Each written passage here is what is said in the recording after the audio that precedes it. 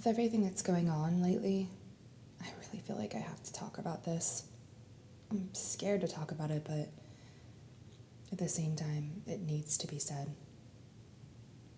In light of recent news regarding the invasion of Area 51, I feel like it's finally time to come out about this.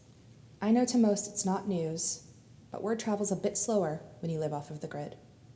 I am going to remain nameless for my own safety in all of this. But I was once one of the understudy scientists at Area 51. I know, believable. But hear me out. I was let go because I guess I wasn't bright enough, or maybe viewed as too soft. Who knows? A little background on me, though. I have 3 doctorates in neuroscience, 1 in chemistry, and another in chemical engineering. I've dedicated my life to education, and I dedicated it a while ago. Learning and teaching, that was my life's passion. I was happily working as a professor when I was recruited by the United States government to work at an undisclosed facility. My job was to understudy one of their chief chemists in hope that I would eventually take his place. Like I said, I guess I just didn't make the cut. When they let me go, I signed a non-disclosure agreement, basically stating that I would keep everything I saw secret or be convicted of treason. You might be wondering why are you talking about it? To be honest, I left the United States after I was let go. You will understand why after this. I am currently in a country that does not have an extradition agreement with the United States. I bounce place to place, living essentially as a nomad, but I honestly feel more safe this way. Area 51, as you know, and the general population know, is formerly known as an Nellis Air Force Base, and that is all it is, an Air Force Base. A diversion from the real Area 51, only we didn't call it that. A diversion from the real 51, only we didn't call it that. Come to think of it, we didn't call it anything, we just called it the base, because officially it didn't exist. The location of the base is completely unknown, even to the scientists and security teams that work there. All I know is when I would go there, we would fly into a remote airport outside of San Antonio, Texas, and would get on a remotely operated helicopter. When we got on the helicopter, we took a sleeping pill. And the next thing we knew, we'd be waking up inside of the base. They had cameras monitoring the inside of the helicopter to ensure we were all asleep. I have no clue how long we flew or in what direction. They were adamant about the security of this place. For good reason. The things I saw there were horrifying, nauseating, and downright inhuman. The sad part is the worst actions were conducted by not what we encountered, but what the scientists and head staff did and ordered. I'm getting a little nervous.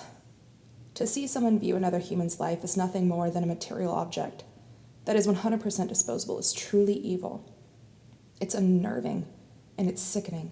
I saw countless incidents, but I will recount some of the more severe ones. First off, allow me to debunk the whole alien theory. Well, debunk and confirm. Yes, we found alien life forms. A long time ago, actually. The first encounter of a living alien life form was back in 1930. A slow-passing asteroid showed strange heat signature patterns, and the member of the base sent out a craft to intercept it. I'll stop right there for a second. I know what you're thinking. How the hell did we get that back in 1930? Well, let me tell you that the current available technology is only about 10% of our actual capabilities. Everything you see today, from smartphones to self-driving cars, to the space programs currently in progress, are by technology standards ancient. I don't know why they won't release this information. Maybe they are scared it will cause some sort of mass panic. I think it's more along the lines of to keep a level of control. But back to the point. The alien life forms that were found on the asteroid were, by my best description, a cross between a tarantula and a praying mantis. That's my best description. They were pretty big, maybe half of a meter in diameter, hairy, if you could call what covered them hair. 8 long, spiny legs and an upright torso with long claws for arms. As terrifying as they sound, they fed off of microorganisms, and from what we could tell, they were harmless to humans. Intelligence level wasn't much more than that of an ant, so they weren't what you'd call sentient.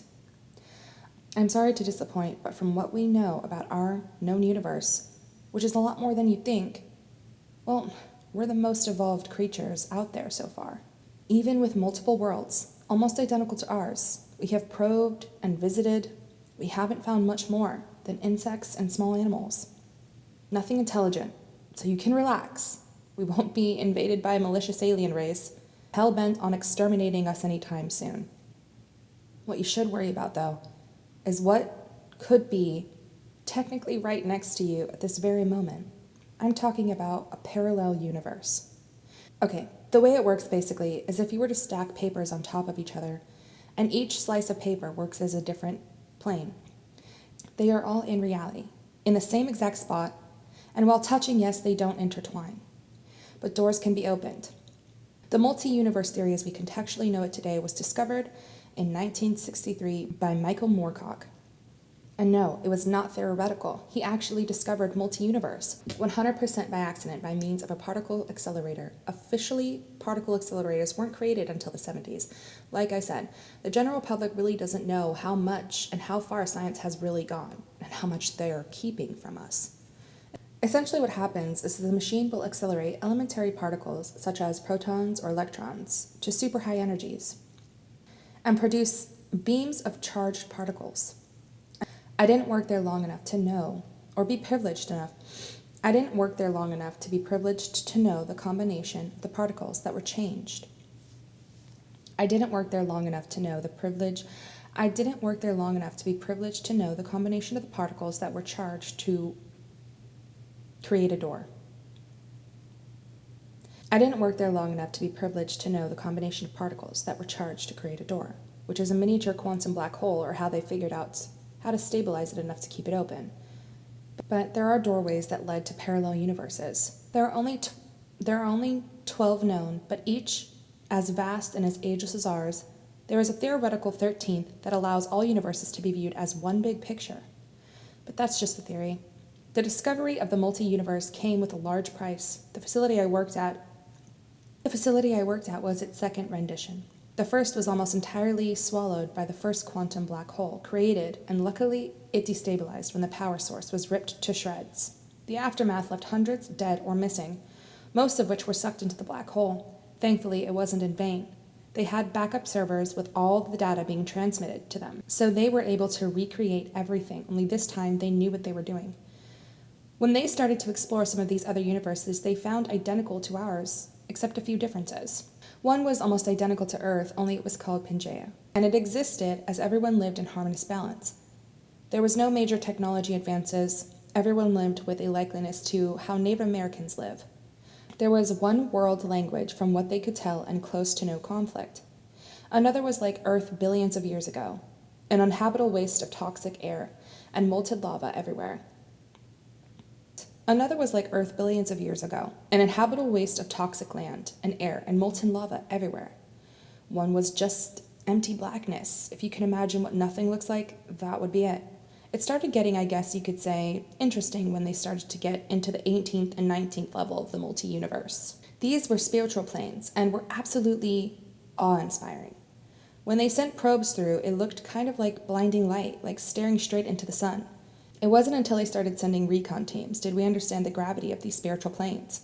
When they got there, their bodies seemingly disappeared, and it looked like a nebula with spirits of pure energy roaming around. These spirits left the teams alone until members of the team started to initiate interaction. I'm going to pause a moment and tell you that I know this history because I made it a point to study every report I could get my hands on. And believe me, they had noted everything in dramatic detail. Interaction with these spirits led to a deeper understanding on how to navigate the multi-universe, essentially learning how to input coordinates that would open a door to any world or any universe. These spirits weren't also helpful. Some were malicious and would mislead them because to them we had no business being there, much less talking to them. This is one event I can say I personally saw. We got intel from a spirit who we thought was reliable on a planet that had uranium, 235 pieces laying around the sand on the beach. A source like this would mean a huge jump to making sustainable nuclear power for the entire world possible. So, of course, we jumped on the opportunity. While our level of technology is incomprehensible, advances are limited on resources here on Earth. We sent in a recon team, and we had a live feed with their every move. When the team went through, they didn't find any uranium. What they found was a world of creatures that you would only see in your worst nightmares. We watched helplessly as within seconds of entering, the entire team was literally ripped apart. They closed the door, but not before the petrifying screams came through the intercom. This is something I will never forget. And the sounds. The sound of flesh and bone being torn like paper is something I pray nobody ever has to endure. It was a warning from that particular spirit that did it, that we were to stop coming back, to stop prodding them for information. But we didn't listen. I could go on for hours about the different worlds and universes we had been to, both from what I've read and witnessed. I could talk about the technological advances made and the vast amount of knowledge obtained. I mean, stuff beyond anyone's wildest imagination, but that's not the main point I want to get out. I mentioned how we conversed with these spirits and how they helped us. Well, you never get something for nothing, and this is probably one of the most haunting events I witnessed working there. Some of these spirits wanted us to leave, and then some wanted to use us for their own personal gain. The ones who were looking for personal gain wanted blood. And not in the way so they could consume it. No, they wanted to consume the energy from the souls of those sacrificed. Those beings are finite, and they can die. But when we stepped into their realm, they saw an opportunity just like we did. By consuming the souls, they prolonged their life. By our standards, for centuries. The younger the soul, the more it fueled them, and the more information they would give us. No one cared really if these spirits were good or bad. All we cared about was the intel that we could gain. It looked like a satanic cult when we would carry out the sacrifices. Like I said, the younger the soul, the more intel we would get, so you can probably guess the main sacrifices were extremely young, in the hundreds. I don't know where they got them or how they managed to keep them from being noticed as missing, but each ceremony there were hundreds. We would bring them one by one in front of the door to the spiritual plane, and with a swift movement slit their throat. Seeing a soul pulled from a body is not pretty. It looks like a shapeless shadow. And when you look at it, you can see and feel the deepest parts of your fear and pain unlike anything imaginable. And to see the look of lost hope in these kids' eyes as they moved up the line of children being sacrificed, knowing their turn was soon, knowing what was coming, screaming and crying, begging to go home, I can honestly say I don't deserve to live after not doing anything to stop that. That was